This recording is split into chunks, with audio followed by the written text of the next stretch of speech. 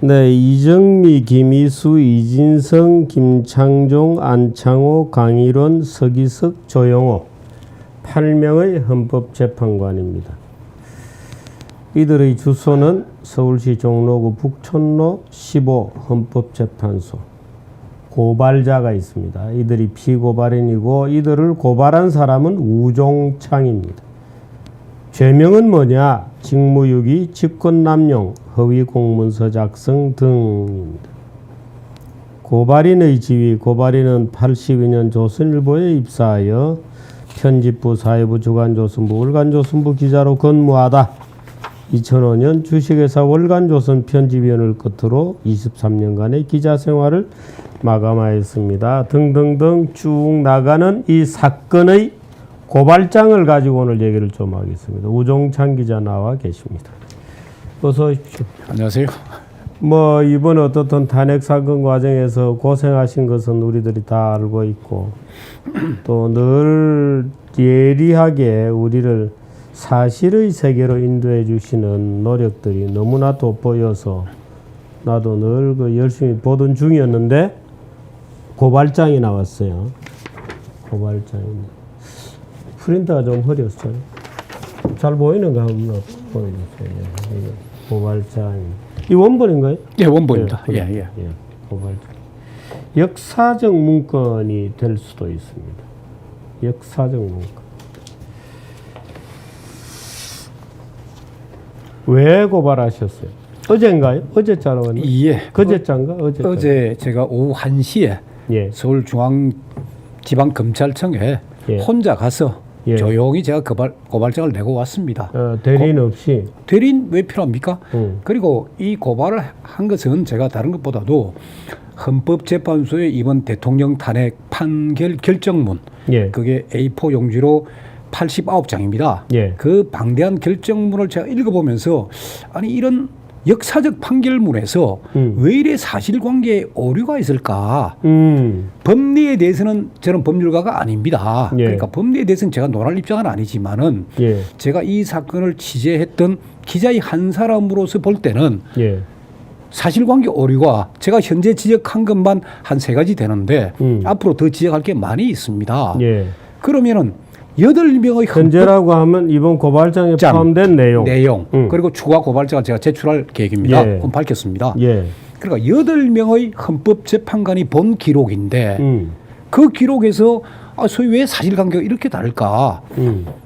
그것 때문에 제가 한 이틀간 이걸 읽어보면서 이거는 제 이름도 밝히고 제 연락처도 밝히고 국민의 한 사람으로서 이거는 진실을 알아야 되겠다. 그래서 제가 고발장을 내게 됐습니다. 내용부터 볼까요? 1번 피고발인들 그러니까 헌법재판관들의 구체적인 불법행위 1. 차은택의 정언을 결정문에서 검증 없이 인용하였다. 어떤 내용입니까? 자, 이 사건에서 말입니다. 그러니까 결국 미르재단하고 K스포츠재단이 자, 설립하기 전부터 대통령과 최수원 씨가 공모하여 했다. 그래서 개입, 인선, 운영 그게 다 관여했다는 게 지금까지 언론에 일관된 보도입니다. 일관된 보도인데 차은택의 증언이기도 하죠. 차은택의 뭐 진술이기도 하죠. 아직 진술이기도 한데 진술이기도 한데 그게 일관된 보도인데 근데 이제 검찰에서 조사를 하다 보니까 이제 고영태가 등장을 해가지고 그러니까 하는데 고영태의 소위 주장은 증거가 없습니다. 증거가 없는 주장이고 그리고 고영태의 그 증거도 없는 주장을 헌법재판소가 그래도 고영태 이야기를 들으려고 증인으로 요청을 했습니다. 그런데 안 나왔죠. 고영태가. 그래서 고영태의 모든 진술 검찰에서 했던 모든 진술은 다 배척이 됐습니다. 그러니까 증거 자료로 참고가 안 됩니다. 그러면은 대통령과 최순실 관계를 입증할 수 있는 사람이 누구냐? 그게 차은택이에요. 그래서 차은택을 헌법재판소 증인으로 불렀고 그 차은택의 증언을 결국 헌법재판소가 결정문에 인용하였는데 그게 사실관계 확인도 없이 인용을 하였다. 검증도 하지 않았다. 그걸 제가 이번에 지적을 한 겁니다. 지금 그 내용이 이제 재단법인 미르의 설립과 운영에 대하여서 최서원이 이런 관련 재단법인이 설립된 것이라는 사실을 미리 알 수 있었던 것은 대통령이 미리 알려주었을 가능성이 매우 높다. 이렇게 지금 결정문에 써져 있는 거죠. 그렇죠. 결정문에. 이 내용은 차은택의 일방적인 진술일 뿐이다는 거잖아요. 그렇죠. 그러면서 자 우리가 사실이면 이다, 사실이 아니면 아니다라고 해야지 가능성이 매우 높다. 그것도 헌법재판소 역사적 판결문의 말입니다. 그렇군요. 예, 말이 안 되는 거군요. 예. 그러면서 그 가능성이 매우 높다는 증거가 뭐냐? 그게 차은택의 진술이에요. 그럼 차은택이 뭐라고 진술했느냐? 진술은 예. 그거 보십시오. 뭐예요? 차은택 진술 그거예요. 미르재단이 설립되기 2달 전쯤에 최순실이가 불러서 소위 그 문학의 인사 그 좀 좋은 사람 좀 추천해 달라. 차은택은 원래 광고 쪽 전문가죠. 그렇죠. 예. 뭐 그 광고 쪽이 가니까 문학의 인사를 좀 추천해 달라. 그러면서 조만간에 곧 소위 문화재단, 문화 관련 재단이 설립될 거다. 그런 이야기를 했다. 자기가 들었다는 거고. 2달 전에. 2달 전에. 그리고 또 한 달 전쯤, 전쯤에는 자기한테 재단 이사진을 좀 추천을 해달라. 그래서 자기가 4사람을 추천을 해주니까 재단 이사가 되었다. 라는 게 차은택의 진술입니다. 그럼 그 차은택의 진술이 과연 사실이냐? 그걸 제가 계속 이 사건을 취재해 왔기 때문에 그래서 제가 이제 추적해가 그 결과 이게 사실이 아니다. 그러니까 차은택의 진술 자체가 사실이 아니다. 그러니까 저도 사실이 아니라고 단정을 안 지으면서 그냥 차은택의 진술이 소위 말해가 사실이 아닐, 그러니까 거짓일 가능성 그걸 제가 쭉 추론을 하면서 소위 알리바이 같은 증거를 제가 낸 거예요. 그러면 이 사건에서 참 중요한 자료 하나가 저도 이 사건을 보면서 참 놀랐는데 소위 최순실의 출입국 기록입니다.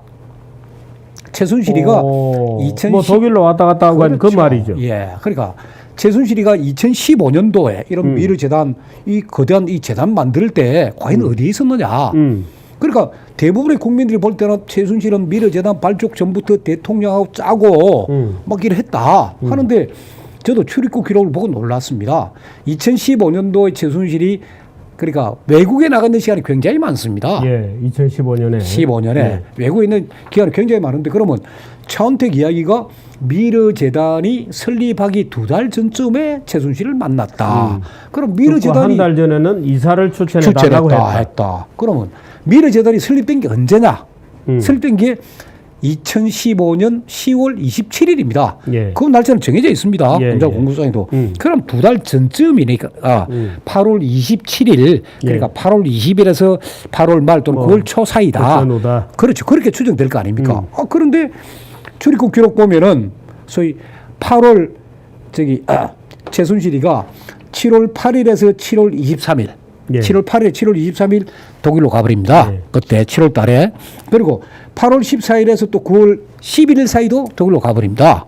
그러면은, 자, 8월 27일, 그 무렵에 8월 14일부터 9월 11일 사이에 독일에 있는데 8월 27일 무렵에 한국서 만났다?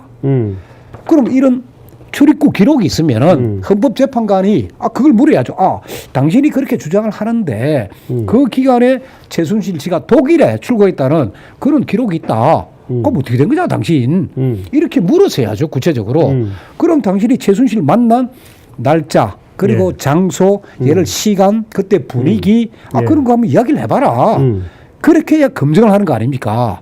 그런데 그거 없이 그냥 2달 전에 최순실 만났다. 그리고 재단 설립 이야기를 미리 들었다. 그거만 탁 믿는 거예요. 그리고 한 달 전쯤에 만나가지고 내가 4명의 재단 이사를 추천했다. 그래서 결정문에 재단 이사 4명 이름 나옵니다. 그중에 2사람은 이사 맞습니다. 김모, 김이 둘이군요. 김모, 장모, 이모를 추천했는데 그 중에 2명은 나중에 이사가 맞고 그 나머지 2명 아니군요. 이사도 아니고 이사 명단에도 없고 검찰 공소장에도 없는 이름입니다. 그 2사람은 검찰 공소장에도 차은택이가 이런 식으로 최순실한테 이사진을 추천을 했다. 이름 쭉 나옵니다. 근데 그 사람들은 다 재단 이사가 맞습니다. 근데 헌법재판소 결정문에는 검찰 공소장에도 4명이 있기는 있나요? 다 있습니다. 4명 더 있습니다. 5명이가 있습니다. 검찰 공소장에. 그러니까 5명이 있는데 난데없이 지금 헌법재판소 결정문에 두 사람 끼어들고 이름이 없는 두 사람이 들어오고 검찰 공소장에 있던 이름은 오히려 빠졌군요. 검찰 공소장에 있는 아까 장뭐 하는 이뭐 하는 그 사람은 검찰 공소장에도 있습니다. 있고. 그러니까 8명의 헌법 재판관들이 8명을 다 눈으로 살필 거 아닙니까? 출입국 기록 그리고 검찰 공소장 살펴볼 거 아닙니까? 그러면 한 분이라도 의문을 가지셔야죠. 의문. 이름이 다르다. 이게 이름이 다르냐. 그부터 이제 그 시간에 8월 27일 무렵에 최순실은 독일에 있었다. 당신 진술이 이상하다. 그러면은 헌법재판소로 소위 말해서 자체 조사할 권한도 있습니다. 그러면 그때 신문에 부족한 거 있으면 저한테 질문지를 보내도 되고 추가 증인 소환해도 됩니다. 정확하게 해서 이 결정문을 써야죠. 이 결정문은 따지고 역사적 결정문입니다. 그리고 이런 역사적 결정문을 그냥 2달 전에 만났다. 한 달 전에 이사 4명 이사진 추천했는데 됐다. 이름 틀리고. 그 당시 그리고 소위 말해가 최순실의 알리바이가 딱 놓은 거예요. 없었다. 이게 서울지방검찰 측 수사보고입니다. 이게 출입국 기록이에요. 이게. 딱 2장짜리가 되다 보니까 놓치기가 쉽죠. 전체 기록이 근 한 4만 페이지 됩니다. A4 용지로. A4 용지로 4만 페이지 되는 기록을 이걸 다 읽어야죠. 그 속에 있다 보니까 4만 페이지 속에 있다 보니까 딱 2페이지 아닙니까? 출입국 기록. 안 읽었을 가능성. 안 읽었습니다. 제가 볼 때. 왜? 출입국 기록을 검토하고 이런 흔적이 결정문에 전혀 없습니다. 그럼 도대체 현재 재판관들은 뭘 가지고 재판한 거예요? 헌법재판소 결정문 제일 처음을 보십시오. 제일 처음 보면은 사건 개요, 사건의 발단하는 게 있습니다. 그러면은 제가 봤을 때 제가 헌법재판소 재판관이라면 2016년 12월 9일 국회에서 탄핵 의결이 되었고 국회 법사위원회에서 탄핵 소추 의결서를 만들어서 헌법재판소에 보냈다. 그 소추 의결서를 근거로 하여 우리는 탄핵 심리를 시작하였다. 이렇게 하는 게 사건의 발단 아닙니까? 여기 사건의 발단은 어떻게 된 줄 아십니까? 전국경제연합회가 주도하여 만든 것으로 알려져 있던 재단법인 미르와 재단법인 K스포츠가 설립될 때 청와대가 개입하여 대기업으로부터 500억 원 이상을 모금하였다는 언론 보도가 2016년 7월경에 있었다 해요. 아니 이런 내용이 왜 필요합니까? 사실 우리가 그 판사나 검사 이런 분들은 어떤 사건을 수사할 때 예단이 없어야 됩니다. 예단, 선입견을 안 가지고 해야 되는데 이미 헌법재판관들은 언론 보도를 이미 머릿속에 언론 보도는 각인이 돼 있는군요. 언론 보도는 사실이다. 자 보십시오. 2016년 7월경에 그게 지금 첫 문장이라는 거 아니에요? 첫 문장이죠 이게. 자 7월경에 있었다. 이게 무슨 보도입니까? TV조선 보도예요. 이게. 자 그다음 세 번째 문장 뭐냐? 이 문제가 정치적 쟁점이 되던 중 2016년 10월 24일 그건 JTBC 보도. 조작된 보도. 이 국정에 개입했다는 취재의 보도에 많은 국민이 충격을 받았고 헌법재판소 이 결정문이 이렇게 시작하고 있습니다. 이게 헌법재판소 결정문을 쓰기는 누가 썼다고 알려져 있나요? 그건 알려져 있지 않죠. 전혀 알려져 있지 않습니다. 일단 주심 재판관이 이 모든 걸 하기 때문에 주심 재판관 내지는 주심 재판관하고 관련된 연구 판사분이 그쪽에서 만들지 않았을까 추정할 뿐이죠. 또 이 차은택을 말하자면 정언을 가지고 일단 사실이라고 보고 옮겨놨는데 이름은 틀리게 된 거고. 그것도 틀리게 됐고 그 다음에 자 10월 27일 2015년 10월 27일 날 소위 미르재단이 설립이 됩니다. 그러면은 최순실이가 그 미르재단의 개입부터 설립 초반기부터 개입하고 인선에 관여하고 재단 운영에 관여했으면은 그 설립된 그 현판식하고 그날 참석을 하든지 아니면 한국에 있어야 정상 아니겠습니까? 최순실에 가서 깃발도 달고 해야 그렇죠. 되니까요. 그가 소리라도 한번 자기가 만든 들고 건데. 예, 자기가 만든 건데 그때는 소위 언론이 이거 관심 안 가질 때입니다. 예. 2015년 10월 달에 유일하게 어느 경제신문에 한 줄 사진이 납니다. 예. 미르재단 설립. 그 외에는 전 언론이 관심을 안 가질 때예요. 그러면 최순실 씨가 나와가지고 폼 잡고 다 할 수 있습니다. 이사도 다 지가 지명했는데. 다 했다는 거고 지명한 게 아니고 했다는 것이고. 예, 예. 그런데 보니까 최순실 씨는 8월 14일부터 9월 11일 사이에 한국에 없었습니다. 자, 8월 27일 날 현판식 하는데 8월 14일 날 그 이미 보름 전에 한국을 떠나버렸고 8월 27일 날 딱 설립이 됐는데 그 보름 후에 독일서 들어옵니다. 이것만 봐도 과연 최순실이라는 사람이 이게 진짜 대통령으로부터 미리 기띔을 받아가 본인이 다 이 사진 인쇄까지 했을까? 합리적 의심이 드는 겁니다. 그런 걸 제가 이번에 지적을 한 겁니다. 아니 그게 사실은 최순실이가 그렇게 개입해서 했다면 그 출범하는데 없을 수가 없지. 그래 상식적으로 생각해 보세요. 상식적으로 보더라도. 그래서 형법 제122조 중무유기다. 예. 이 헌법재판관들이 그러니까 이런 증거를 제대로 살피지 못한 것은 직무유기고 그리고 이런 증거를 제대로 살피지 못하면서도 단정적으로 표현한 거는 직권남용 아니냐 이거는 권한을. 예. 피고발인이 대통령 파면 사유의 하나로 허위와 다름없는 차은택 증언을 인용한 것은 대통령의 권리 행사를 방해한 것이므로 직권남용에 해당한다고 생각합니다. 그렇군요.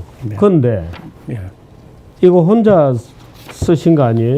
제가 그러니까 토요일 날 아침부터 제가 이 결정문을 읽고 한 2번 읽었습니다. 읽어보면서 기자인 저로서는 도저히 이거 양심상 용납할 수 없는 결정문이에요. 그래서 토요일부터 제가 토요일 밤, 일요일 밤 꼬박 세우고 월요일 날 제가 혼자서 작성했습니다. 예. 그리고 근데 아니 작성한 솜씨를 보면 꽤 이런 거 해본 것 같아. 기자 시절에 제가 어째 뭐 소위 말해가 큰 쟁점이 될 만한 사안들 예를 들면은 노무현 전 대통령이 그러니까 대통령 되기 전에 그때 뭐 호화 요트를 즐겼고 그 부동산 투기를 했다. 그 기사를 제가 썼습니다. 써가지고 제가 노무현 대통령하고 3년간 제가 소송도 했었고 최장집 교수의 대통령 당시죠. 대통령 당시에 최장집 대통령 정책자문위원회 위원장의 소위 6.25 전쟁은 김일성의 뭐 위대한 결심이었다.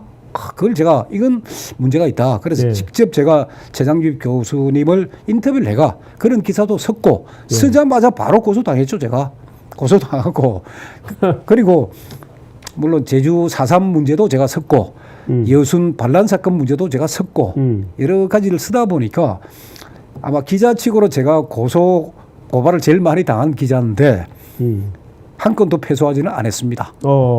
노무현 대통령도 1심에서는 제가 2천만 원 패소 판결을 받았지만은 2심 항소를 제가 하고 2심에서 이제 사실관계를 다투는 중에 노무현 대통령께서 소를 취하하시겠다. 그래서 소 취하가 되었습니다. 대통령 재임 중이었습니다. 아니요, 대통령 재임되기 전입니다. 전입니까? 예. 그러니까 뭐 인수위원회하고 이럴 때 당선인 신문이 아니요, 그 전에. 그 전이요. 예. 아니 그건 딱 보니까 많이 아시는 분이야. 이 작성한 분이. 그랬어요. K스포츠 재단의 사실관계 오인. 이건 뭡니까? 그러니까 이제 미르재단의 부분은 미르재단은 소위 대통령이 미리 정보를 최순실에 알려줘가지고 두 사람이 공모하여 개입도 하고 인선도 했다. 그거는 차은택의 진술로 되는 거고 그럼 이제 K스포츠 재단은 어떻게 되느냐. 그건 또 차은택이 모르는 부분이에요. 차은택이 모르니까 여기에 또 한 거는 뭐냐면은 김필승이라는 사람의 이야기예요. 자, 김필승이라는 사람은 K스포츠 재단의 소위 이사로 있다가 지금은 K스포츠 재단이 주인 없는 데가 됐습니다. 주인 예. 없는 곳이 돼가지고 정동춘 이사장은 아예 접근도 못하고 출입도 못하고 그리고 이 김필성 씨가 지금 재단 이사장 직무대행이라는 그런 도장을 갖고 거기에 노성일, 박은영하고 해가지고 K스포츠 재단을 좌지우지하고 있습니다. 예. 자, K스포츠 재단은 결국 어떻게 설립됐습니까? 정 이사장은 정동춘 이사장은 소위 말해서 정경련에서도 파면시킨 게 아니고 청와대가 파면시킨 것도 아닙니다. 그건 전혀 관계없고 예. 그럼 당연히 본인이 직무를 하는데 예. K스포츠 재단에 소위 노조가 결성이 됐고 예. 비상대책위원회가 결성이 됐습니다. 예. 노조위원장은 노성일입니다. 노성일. 비상대책위원장은 역시 노성일 같은 사람들입니다. 그 사람들이 정동춘 이사장 출입을 금지시킨 겁니다.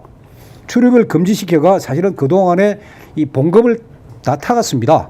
그러니까 재단 기금 288억 중에서 최순실도 손 안 대고 아무도 손 못 댄 재산인데 그걸 한 2달 동안에 노성일은 연봉이 6,100만 원, 박은영은 연봉이 5,500입니다. 그런 식으로 계속 타간 거예요, 돈을. 그리고 김필성이라는 사람이 재단 이사장 권한대행 그 도장 들고 막 지금 하고 있는데 빨리 그것부터 막아야 됩니다.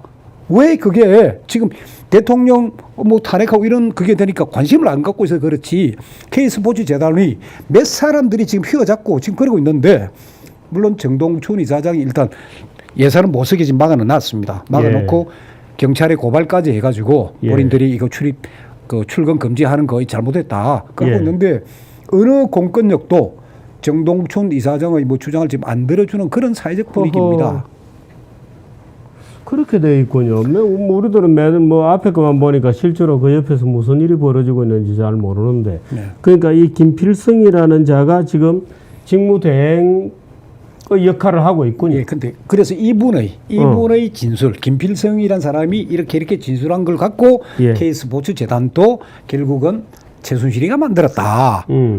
라는 그거예요. 그러니까 제가 써놨지만은 자, 미래가 설립된 뒤에 최서원은 2015년 12월경 체육계 인사 김필성에게 체육 관련 재단법인 설립에 관한 사업 계획서를 작성하여 달라고 요청하였다. 이어 향후 설립될 재단법인에서 일할 임직원으로 사무총장 정현식, 상임이사 김필성 등을 이 최서원이 이제 면접을 하고 그리고 선정을 한 다음에 정호성 비서관한테 이걸 그 명단을 전달하였다. 따라서 헌법재판소 결정문에 적혀 있는 겁니다. 적혀 있는 거예요. 이게 K스포츠 재단이 설립하고 소위 최수원의 개입을 나타내는 범죄 사실이 이렇게 적혀 있는 거예요. 그렇다면은 여기 보면은 김필성이라는 사람이 사업 보고서를 작성한 거예요. 여기 보면은 김필성이가 다 만들고 검찰 공소장에는 최순실이가 만든 거예요. 사업 보고서를. 사업 계획서를. 그럼 사업 계획서를 누가 만들었느냐가 결국 주체가 될 거 아닙니까? 주체와 관련이 있을 거 아닙니까? 그러니까 헌법재판소는 최순실의 요청을 받은 김필성이가 만들었다. 검찰은 최순실이가 직접 만들었다. 이렇게 지금 돼 있어요. 돼 있는데 제가 이제 김필성 이사의 검찰 진술을 쭉 뒤졌습니다. 김필성 이사는 검찰에서 검찰 진술 그렇게 이야기합니다. 사업 계획서는 정경련 사회공헌팀 팀장 이소원으로부터 받았다. 그러니까 K스포츠 재단이 앞으로 어떤 사업을 하고 하는 거는 청와대하고 이미 정경련이 사실은 그거는 공개적으로 한 겁니다. 이렇게 해야 된다. 그러니까 사회공헌팀 정경련의 사회공헌팀에서 공식적으로 공식으로 다 작성한 거예요. 그걸 김필성 이사한테 준 겁니다. 그게 김필성의 진술 조서에 있습니다. 그걸 그 8명의 헌법재판관이 못 찾은 겁니까? 그래서 제가 그 몇 페이지랑까지 표시하지 않았습니까? 그 페이지 있다고. 자, 그리고 사업계획서 작성 주체가 일단 다르고 자, 김필성이냐 최순실이냐 하는 주체가 다르고 그 다음에 최순실이가 소위 말해 검찰 공소장에는 최순실이가 인사를 어떻게 했느냐. 검찰 공소장에는 재단 이사장 정동구, 사무총장 김필성이에요. 최선을 그래 봤다는 거고 헌법재판소가 본 소위 재단 임직원은 누구냐면 사무총장은 정현식이고 상임이사가 김필성이에요. 그거 왜 그래 바뀌었어요? 사실은 하나일 거 아닙니까? 그 물론이죠. 왜 하나의 사실을 갖고 사무총장도 바뀌고 상임이사도 바뀌고 물론 뭐 저 노승일이나 박헌정은 그 이후에 이런 뭐 바뀜이 있었습니다라고 하는데 그렇다면 바뀜이 있었으면 그걸 확실히 해가지고 검찰 공소장과 같이 맞추든지 헌법재판소 결정문이 아니면 헌법재판소가 약간의 혼선이 있었는데 뭐 노승일이나 박헌정의 진술로 밀어가지고 이거는 이렇게 바로 잡는 게 맞다든지 이런 입장을 보여야 되는데 완전히 다른 사업계획서 보십시오. 이런 게 나온 거예요. 그럼 뭘 믿어야 된다는 이야기입니까? 검찰 공소장을 믿어야 됩니까? 헌법재판소 결정을 믿어야 됩니까? 이게 지금 이제 최순실 재판은 또 다른 법정에서 일어나고 있잖아요. 거기에서는 이제 사실관계가 분명히 확정이 되겠죠. 예. 자, 그러면 제 나름대로 취재를 해보니까 저는 이렇습니다. 자, 대통령께서 소위 말해가지고 이 문화융성, 문화융성을 4대 국정기조의 하나로 잡았다 하는 거는 검찰 공소장에 나와 있습니다. 그게 2015년 7월입니다. 2015년 7월에 대통령께서는 문화융성을 국정기조의 하나로 딱 하고 공개를 하셨고 그리고 난 뒤에 이 문화 스포츠 융성을 하려는데 이 대한민국이 돈이 없습니다. 돈이 없다 보니까 7월 24일, 25일 이틀간 걸쳐가지고 7개 재벌 총수 그분들하고 1대1 면담을 갖습니다. 가져가지고 자 이런 걸 하려고 합니다. 나라에서. 그러나 우리가 돈이 없습니다. 좀 도와주십시오. 그게 2015년 7월 25일입니다. 자 그럼 대통령이 재벌 총수 만나서 그러니까 거기는 이재용 뭐 김성현 정몽구 전부 다 있죠. 그래 했으면은 바로 안종범수에 바로 7월 26일부터 자 대통령께서 재벌 총수한테 지시를 했다. 그럼 정경련에 부탁해가 돈은 청와대 걷는 게 아니지 않습니까? 정경련 이성철 부회장한테 부탁을 해가지고 자 이렇게 지시가 되어 있으니까 할당을 내가 이렇게 좀 만들어 달라 하면 되는데 이때가 또 여름 휴가고 또 8월 여름 휴가 걸리고 9월 추석 걸리고 하다 보니 어느 공무원도 이게 손을 안 댔습니다. 대통령은 재벌 총수한테 얘기를 다 해줬는데 아무도 대통령의 지시를 안 따른 거예요. 그 이유는 또 하나 이유가 있습니다. 대통령께서 그걸 해서요. 공무원 연금 개혁을 했습니다. 공무원으로서는 굉장히 안 좋은 행위죠. 그때군요. 그때 그러니까 그 전에 대통령께서 4대 연금 개혁을 하시려고 했지만 공무원 연금 개혁만 성공을 하셨죠. 그런데 공무원 조직에 상당한 반발을 받고 있었습니다. 그러니까 7월 25일 날 대통령께서 재벌 총수 만나가 다 협조를 구해놨는데 움직였어야죠. 아무도 안 움직거린 겁니다. 그러다가 10월 27일 날 중국에 이제 리그창 총리가 한국에 들어옵니다. 그러니까 대통령께서도 아니 내가 작년에 시진핑 만났을 때 중국하고 한국하고 문화재단 이거 교류를 좀 하자. 그러면 이번에 리그창 왔을 때 우리가 적어도 MOU 하나는 만들어야 될 거 아니냐 작성을 하자.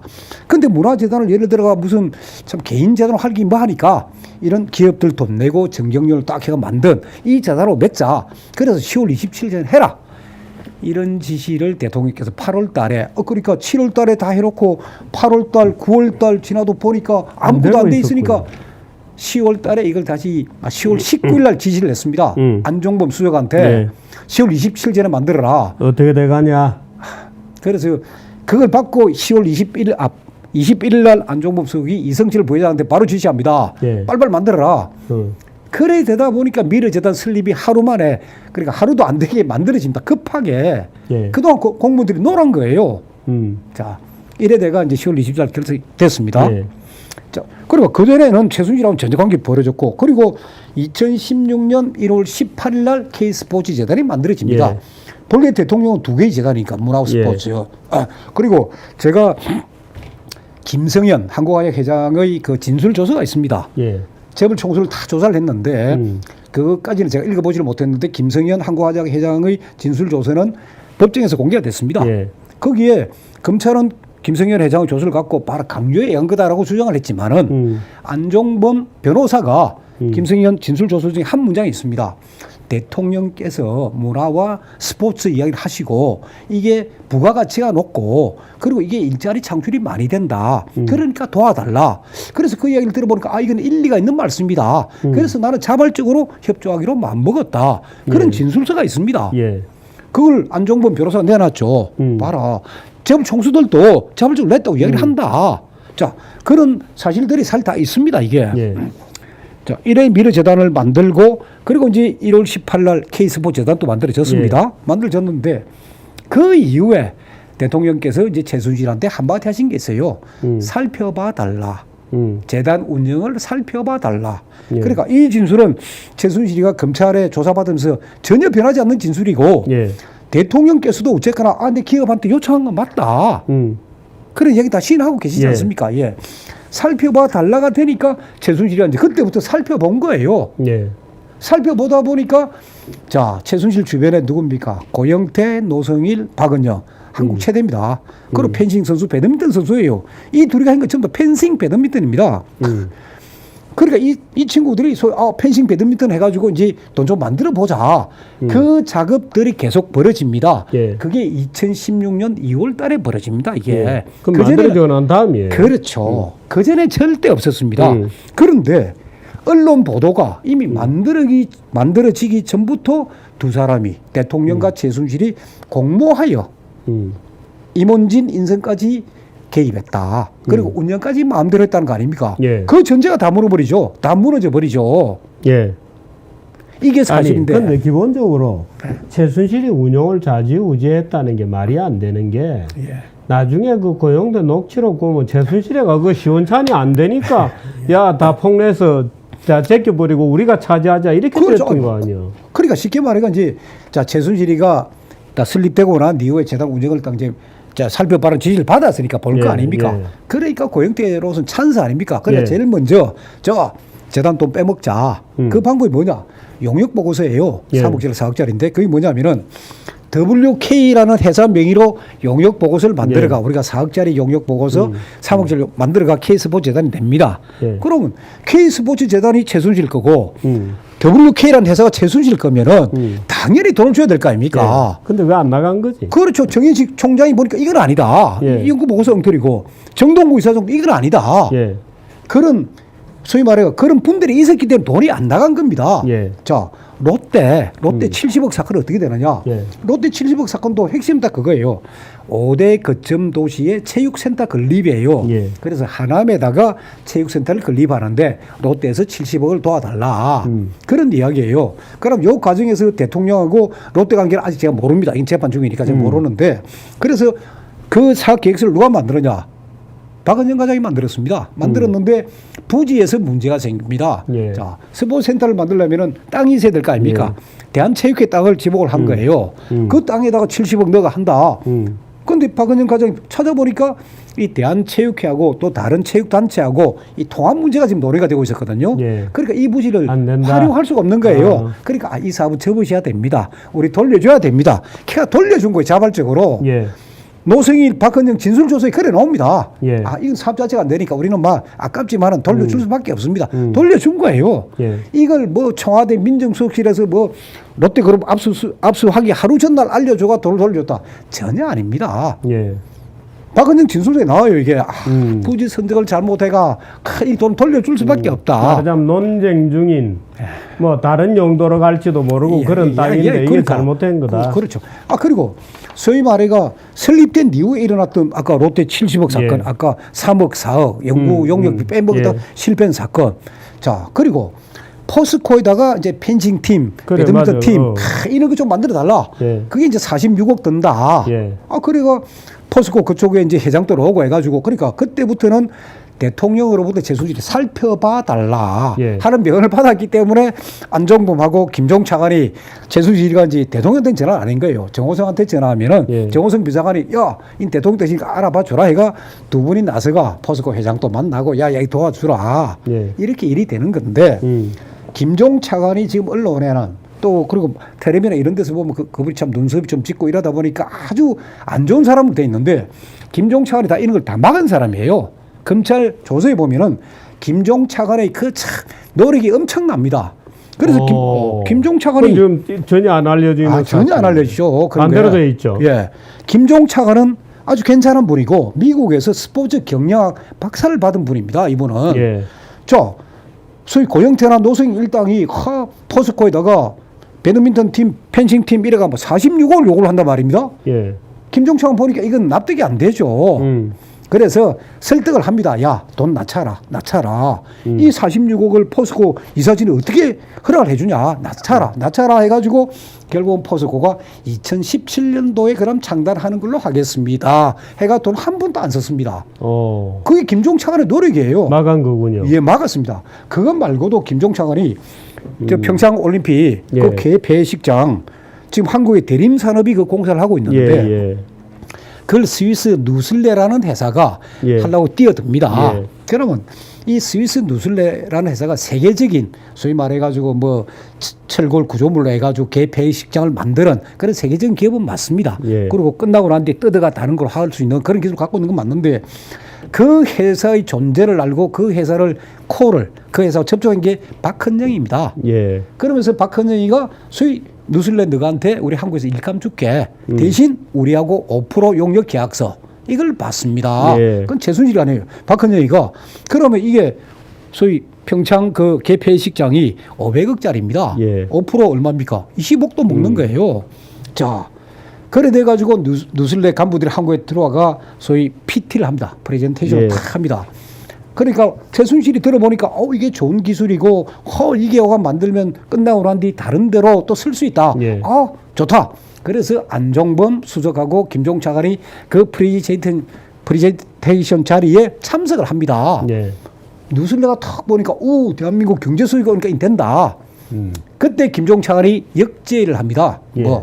자, 당신네들은 500억이라고 지금 돼 있는데 400억으로 낮춰라. 예. 100억을 깎습니다. 예. 400을 낮추면 우리 해줄 수 있다.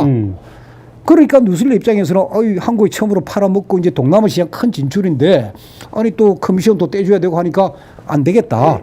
스위스에서 이 자재를 갖고 오는데 운송비가 너무 많이 걸리니까 500억 이하로는 안 되겠습니다. 예. 그러니까 김종차관 500억이 안 되면 하지 마라. 잘라버린 거예요. 김종차관이 그런 역할을 한 분입니다. 그게 검찰 수사 기록 곳곳에 남아 있습니다. 예. 그런 그분의 그런 활동들이 알려지지 않아서 그렇지. 김종차관은 진짜 따져보면 애국자예요. 그분도. 절대 나쁜 그리고 최순실의 비서다. 그 누가 근데 얘기했습니까? 지금 일반인들에게 알려져 있는 것은 완전히 최순실의 무슨 뭐 딸랑딸랑 비서 아닙니까? 뭐 그렇게 돼 있는 거죠. 예. 그걸 그렇게 이야기한 사람 누굽니까? 고영태 아닙니까? 예. 고영태 국회라가 김종차관은 어떻게 보세요? 최순실의 수행 비서? 예. 고영태 한마디에 지금 대한민국 국민들이 완전히 지금 헷갈린 겁니다. 김종차관은 저런 모습 아닙니다. 언젠가는 김종차관도 저런 억울한 부분들 언론이 제대로 서줘야 됩니다. 참 이렇게 억울한 일이 그러니까 자꾸 쌓이면 안 되는데. 아니 그 이후에 벌어진 이런 많은 일들이 전부 잠깐만요. 이게 무산이 되니까 고영태 일당이 소위 말해가지고 저끼리 모여서 합니다. 야, 이거 도로 안 먹어지니까 우리 빵 터뜨리자. 그래가지고 최순실 난리 보내고 대통령 난리 보내고 그래 우리 먹자. 그 이야기가 나오는 겁니다. 그러니까. 예. 그게 안 되었던 건데 그게. 예. 그걸 지금 여기 결정문에서는 다 되었다고 지금 본 거 아니야. 예. 운영도 마음대로 하고 인사도 마음대로 했다. 예. 그리고 유일한 피해가 이제 GKL 그랜드 코리아 레저라는 회사에서 장애인 펜싱 팀 그걸 만들면 6천만 원을 지원을 해줍니다. 그 장애인 펜싱 팀 회가 GKL에서 6천만 원을 지원을 해주는데 6천만 원이 나가고 6천만 원 하기 유일한데 그 6천만 원 중에서 3천만 원을 고영태가 수수료로 뗍니다. 최순실가 그걸 알고 고영태 보고 3천만 원 돌려주라고 합니다. 그러니까 고영태도 결국은 이걸 통해가 현금으로 먹은 돈은 3천만 원 뿐입니다. 그러네요. 예. 그런 사건이에요, 이게. 예. 3천만 원에 대통령이 탄핵이 되었군요. 대한민국 난리 났죠. 대한민국은 큰 난리가 나고. 네. 피고발인은 그러니까 현재 재판관들은 최서원의 일관된 진술을 왜곡하였다. 그게 아까 제가 말씀드린 살펴봐 달라. 그 얘기군요. 그 이야기죠. 그러니까 아니 근데 여기 보면 그러니까 현재는 A4 용지 89쪽에 이르는 결정문에서 차은택의 정언은 28쪽에 예. 그리고 그에 상충되는 최서원의 정언은 33쪽에 분리하여 배치하였다. 예. 이 상충되는 정언이 뭐였죠? 그리고 차은택의 정언은 설립 전에 미르재단 그러게. 케이스 부재 설립 전에 소위 대통령하고 최순실 공모해서 말아먹었다. 그리고 최순실 정언은 설립된 이후에 살펴봐 달라고 하여 살펴보았다. 그게 상충된 정언입니다. 상충되죠. 그럼 그중에 하나를 선택해야죠. 하나는- 이게 맞든지 이게 하나는 맞든지 사실이 아니잖아. 아니니까. 그러면 그러면서 이 차은택 진술을 정언을 배척을 해버리면은 미르재단하고 K스포츠재단이 설립 이전부터 대통령하고 최순실이 공모했다 하는 증거가 없죠. 이건 못 쓰는 거죠. 탄핵 사유 제일 큰 게 미르재단, K스포츠재단 아닙니까? 예. 그걸 못 쓰는 거죠.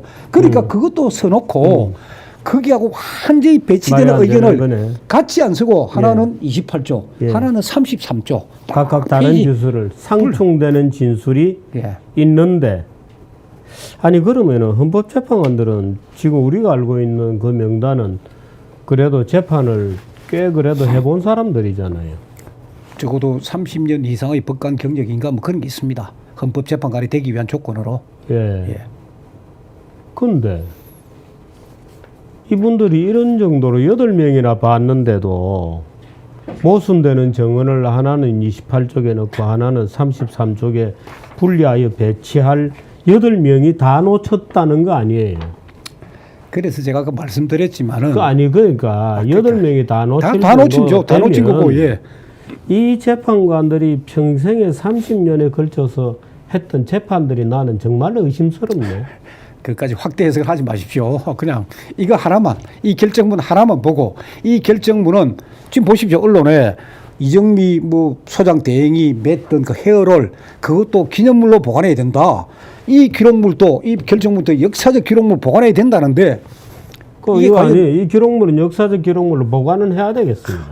그러나 기록하기 전에 헌법재판소가 이런 걸 정확하게 바로 잡아줘야 됩니다. 그러니까 저도 헌법재판관을 제가 뭐 직무유기나 직권남용 고발한다 해가지고 그분들이 처벌받은 그게 아니고 이제 국민들이 이걸 정확하게 알고 그리고 헌법재판관 이분들께서 자 통진당 사건 같은 경우에 결국 사람 이름 쓸데없는 사람 이름 둘이가 들어가고 예. 내용이 다른 부분을 자체 수정을 했습니다. 헌법재판소가. 예. 그럼 헌법재판소도 자체적으로 저다 이 잘못된 문장, 잘못된 이름들 다 정리를 해야 됩니다. 그걸 본인들께서 해주면 좋은데 안 해주시면은 그래 저는 기자기 때문에 헌법재판소에 이제 질문지를 보낼 겁니다. 예. 자 이렇게 주장했는데 제 주장이 틀렸다면은 틀린 이유를 밝혀주십시오. 그렇게 할 겁니다 저는. 그리고 진짜 대한민국의 많은 언론들이 좀 나서가지고 이 결정문을 한번 읽어보고 기자들이 진짜 치열한 논쟁을 하면서 자 우종차이가 잘못 쓴 부분이 있으면 비난하세요. 비난하시고 헌법재판소 결정문이 잘못된 거 있다면은 그건 그대로 바로 잡아달라. 그 헌법재판소가 바로 잡을 수는 있군요. 자체에서 그러니까 통진당 그 시절에 문구 그럼 물론 큰 건 아닌데 문구 수정하고 사람 이름 2개 잘못된 것은 바로 잡은 적이 있습니다. 예. 근데 이 경우에는 예.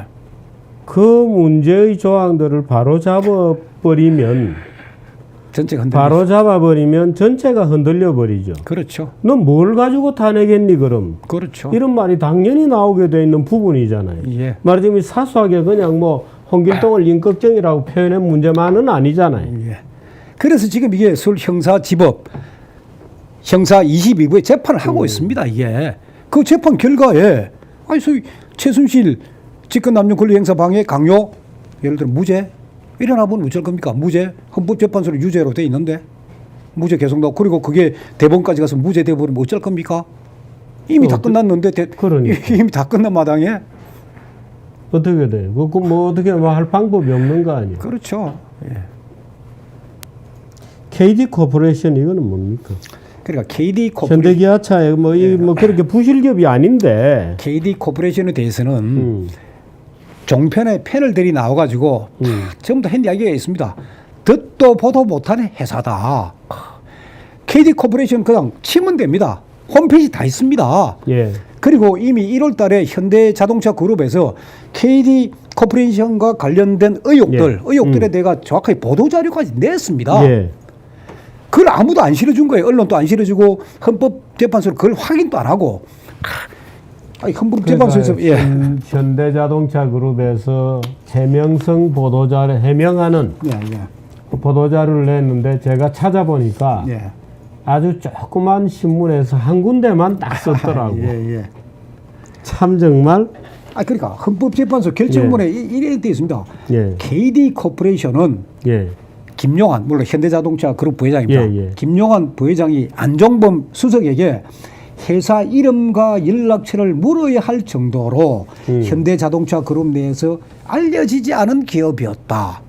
아니, 공소장에도 뭐 이름과 연락처를 물어야 할 정도라는 표현이 없습니다. 그러니까 이 회사가 이 정도로 수준 미달의 회사라는 것을 헌법재판관들이 결정문에 이런 식으로 표현한 쓰고 겁니다. 있는 거죠. 그런데 저런 표현을 쓸 때는 뭔가 물었든지, 그렇죠. 근거 있을 거 아닙니까? 차라리 공소장을 근거로 했다든지. 공소장에 이런 표현 없습니다. 공소장은 뭐냐? 그럼 공소장에도 없는데 이게 현대자동차의 김용환 부회장이 안종범 수석에게 야 거래 좀 해주라 하고 소개를 해주니까 그 회사 이름이 뭐냐? 이름하고 또 뭐 있죠? 이름이 뭐냐? 이름과 연락 주소, 연락처. 연락처. 회사, 그러니까 안종범에게, 김용환 부회장이 안종범에게 회사 이름과 연락처를 물어야 할 정도로인데 공소장의 표시는 뭐냐? 자, 공소장은 김용환은 피고인 안종범에게 KD 코퍼레이션 대표자 이름과 연락처를 다시 확인한 다음에요. 다시 확인한 다음을 헌법재판관들은 물어보아야 할 정도로. 그러니까 KD 코퍼레이션의 사장 이름이 뭐 말하자면 누구라고 얘기를 했는데 얘기하다 보니까 사람 이름이 정확한지 그래서 사장 이름이 우종창 사장입니까? 우종창 사장이죠. 이렇게 다시 확인돼요. 다시 확인한 것과. 그런데 이 결정문에는 회사 이름도 모를 정도라고 둔갑을 해버렸네. 그렇죠. 이건 악의적 왜곡입니다. 그러니까 기가 막혀서 말이 안 나오네. 대통령과 최순실과 그러니까 KD 코퍼레이션이 욕을 먹는 이유 딱 하나예요. KD 코퍼레이션 회사 대표의 아내가 최순실의 딸 정유라하고 국민학교 동기, 그러니까 그 회사의 대표 아내하고 최순실은 지인이었다. 딱 그거예요. 그럼 아내하고 최순실 지인인데 헌법재판소 결정문은 그거예요. 그 회사의 대표는 최순실과 지인이었다. 최순실의 지인인 회사, 이런 식으로. 우리 언론에서도 기자들이 제일 많이 당하는 게 명예훼손 아닙니까? 명예훼손에서는 정확한 사실관계 되면 되는데 이제 거기에 기자가 이제 겉멋을 부린다고 조금 이상하게 하다 보면 명예훼손 걸리는 거거든요. 그러니까 물어보아야 할 정도로 이런 표현들이 전부 다가.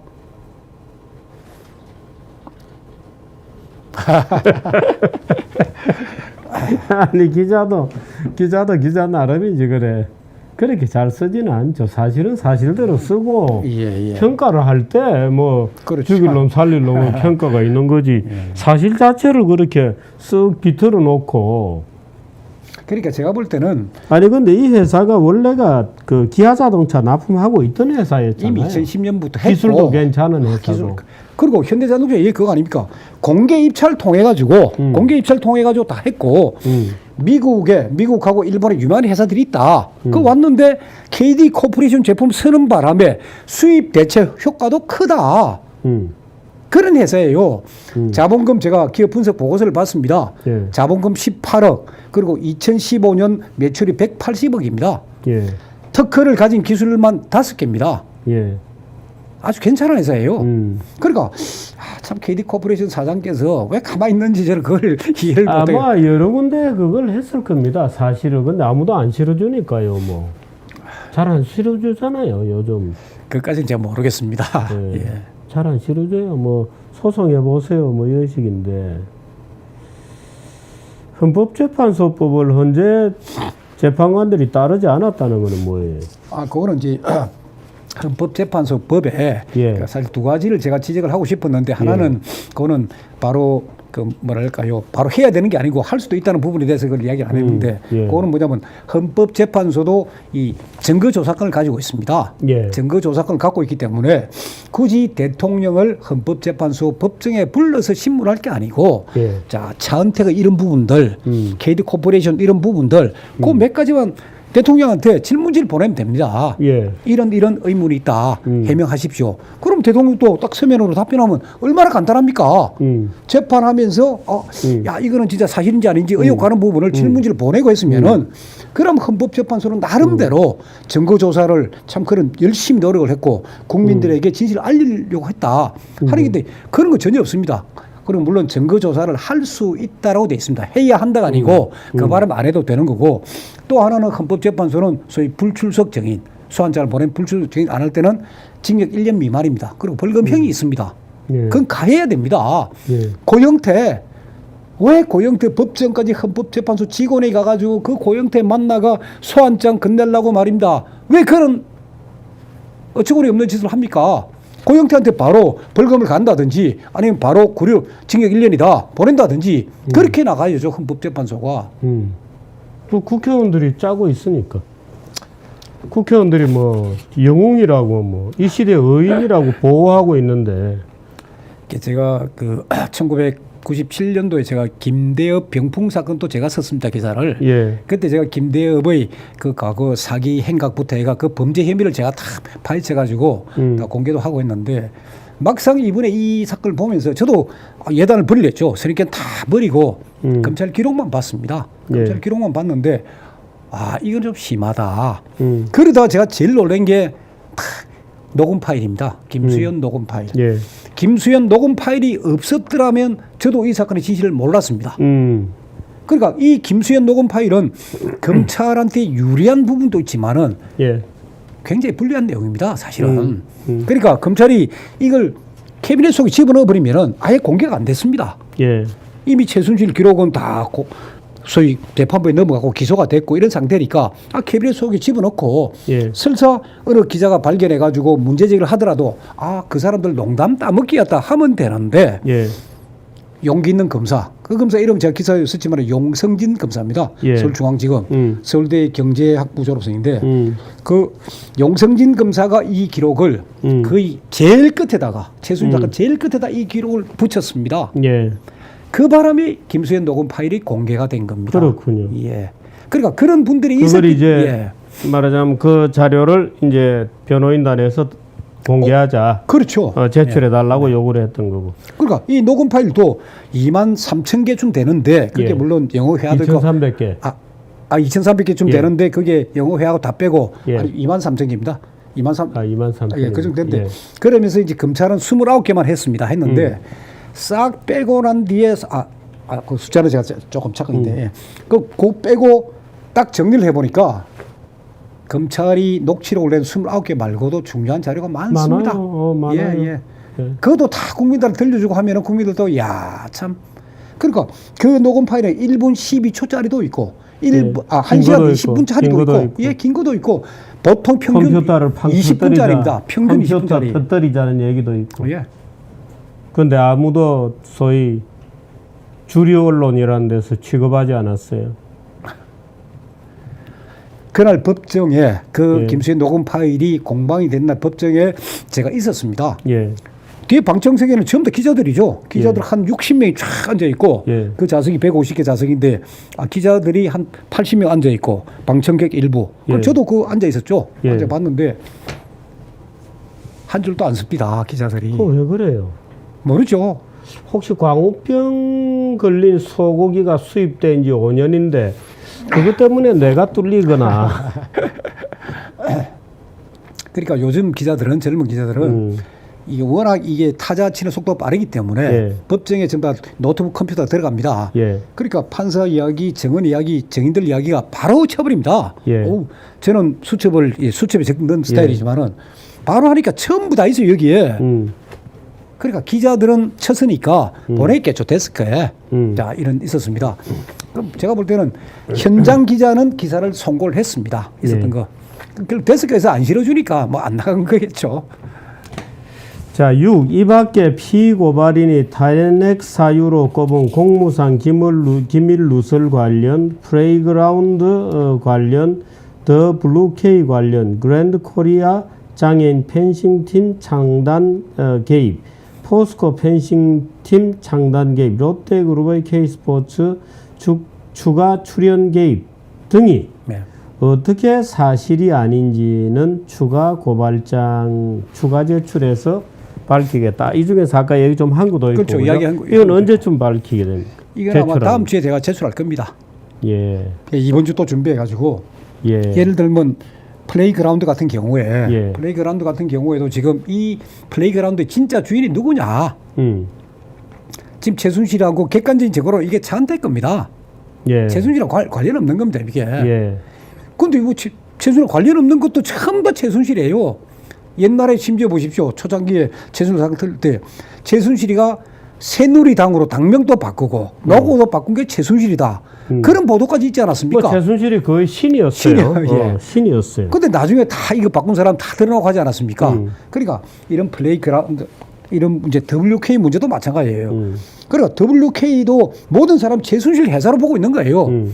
그런데 그렇지 않은 그게 지금 법정에서 벌어지고 있습니다. 예. 그럼 제가 하나 자 WK를 그럼 과연 누구 회사냐 봤을 때 WK가 자본금 5천만 원으로 설립이 됩니다. 예. 그래서 초대 대표이사가 조성민이라는 분입니다. 이분이 소위 이제 은행에 5천만 원 입금한 거 들고 그래 주식회사 등록이 될 거 아닙니까? 그때 5천만 원을 고영태가 줍니다.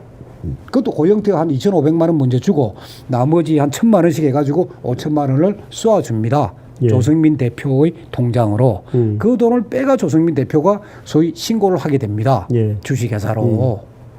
그리고 그 이후에 다시 고영태가 5천만 원을 더 줘가지고 WK가 자본금 1억짜리 회사가 됩니다. 예. 그래서 최순실 이야기는 내가 고영태한테 돈을 빌려준 적은 있다. 내 건 아니다 이거예요.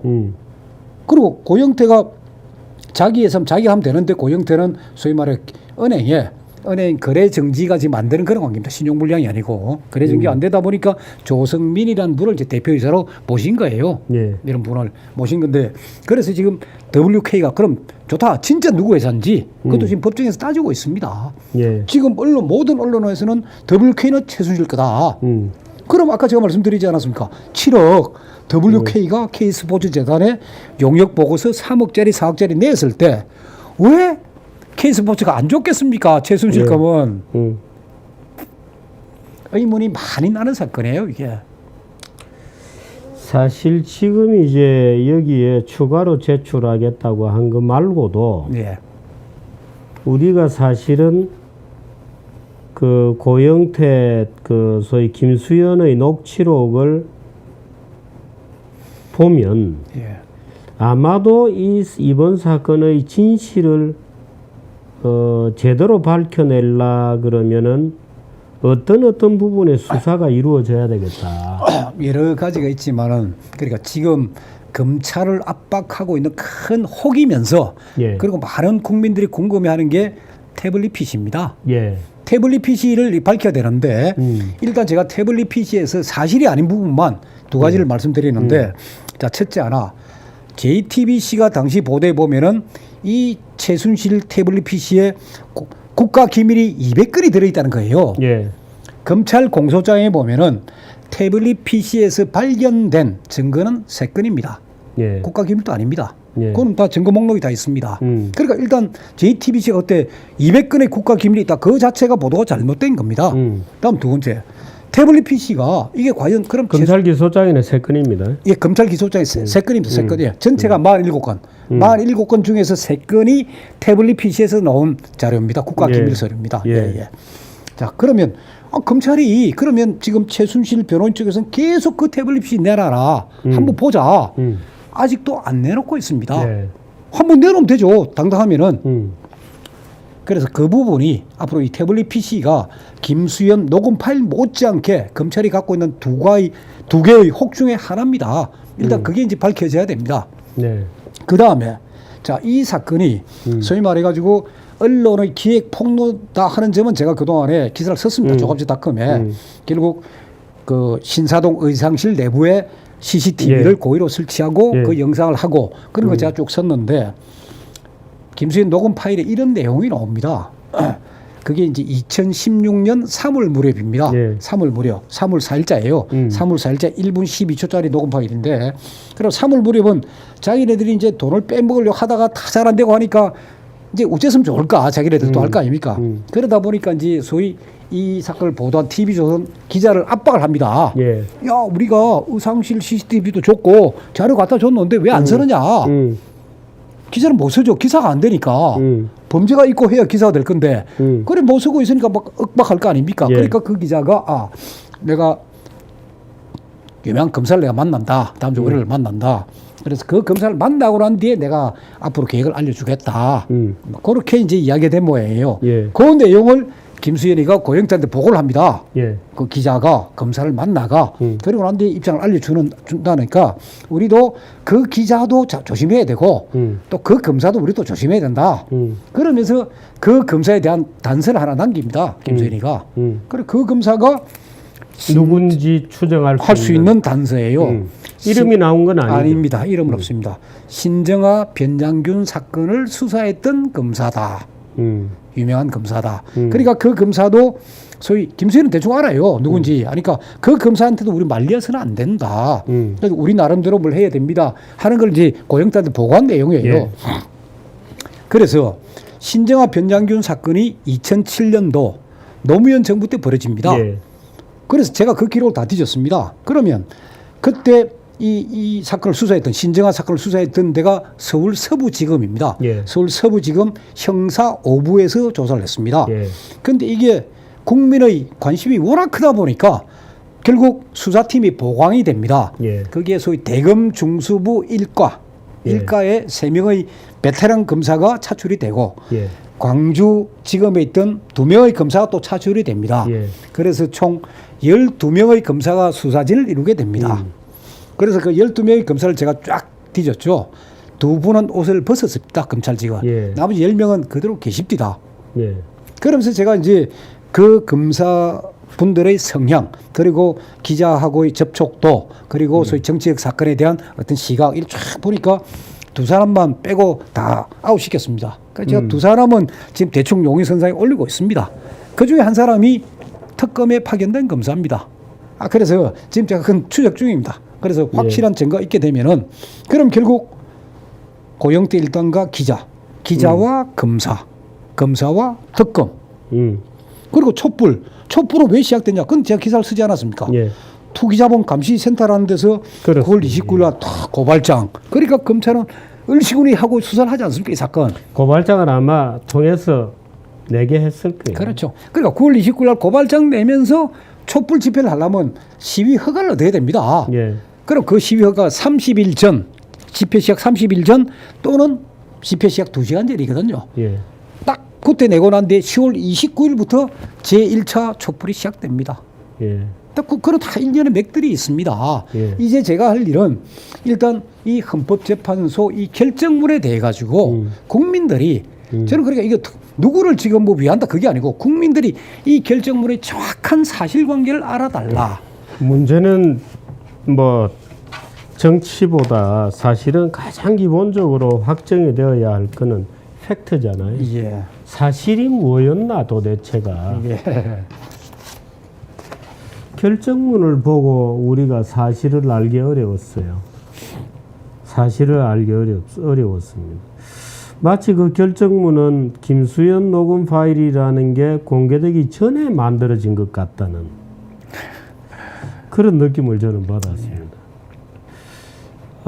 쭉 그동안에 진행이 되면서 몇 가지 밝혀지기도 했는데 그 밝혀진 사실들도 가만히 돼 있지 않은 결정문이라는 사실을 정주필 교수는 그 예단을 이미 갖고 있었다. 그 전부터 갖고 있었다. 그렇죠. 예. 그런 느낌을 좀 받았어요. 그래서 이분들이 언제부터 이런 식의 결정문이나 언제 이런 식의 하나의 잘 짜여진 사건 개요를 가지고 있었을까? 뭐 본인들 말로는 매일 이제 재판이 끝나고 나면 자기들끼리 평의를 했다고 하는데 그 평의 과정에서 언제쯤 이런 기본 얼개가 완성이 되었을까? 아니면 초창기부터 그랬을까? 그런 생각도 많이 가져봅니다. 어떻든 우리 우종창 기자께서 이 사실관계를 또박또박 밝혀서 당신들이 해야 될 일을 하지 않았다 하는 요지로 직권남용 등의 혐의로 이 8명의 헌법재판관들을 고발을 했습니다. 직무유기, 직권남용, 허위공문서 작성. 당연히 직무유기, 직권남용은 허위공문서 작성으로 연결이 되었겠죠. 헌재 결정문이 허위공문서가 되는 말하자면 그런 사건인데요. 그렇게 지금 보는 겁니다. 또 적어도 지금 우 기자께서 고발한 내용들을 읽어보면 야 이거는 사건의 본질적인 내용에 해당되는 사실에 대한 오인이거나 착각이거나 그렇다는 느낌도 많이 듭니다. 사건 진행되는 대로 한 번씩 오셔서 설명 좀 해주세요. 궁금한 부분은 무엇이든지 물어보십시오. 그리고 제가 그리고 저는 뭐 제 핸드폰 번호부터 전부 다 공개를 다 했습니다. 그러니까 제가 쓴 이 사실관계에 의문이 있고 이게 비판을 하려면 따끔하게 비판하십시오. 그럼 저는 다 수용을 하고 제 나름대로 제 반박을 또 하고 그러면서 우리 사이가 이제 딱 하나입니다. 저는 자 국민들도 이제 진실을 좀 알자 그런 차원에서 제가 이런 작업을 하고 있습니다. 고맙습니다. 어떻든 참 그게 쉽지 않은 일인데 이렇게 정말 뭐 아마 일선 기자들보다 눈도 침침해질 연세가 되셨을 텐데 이렇게 애를 써주셔서 정말 고맙습니다. 감사합니다. 다음에 뵙겠습니다. 감사합니다. 고맙습니다.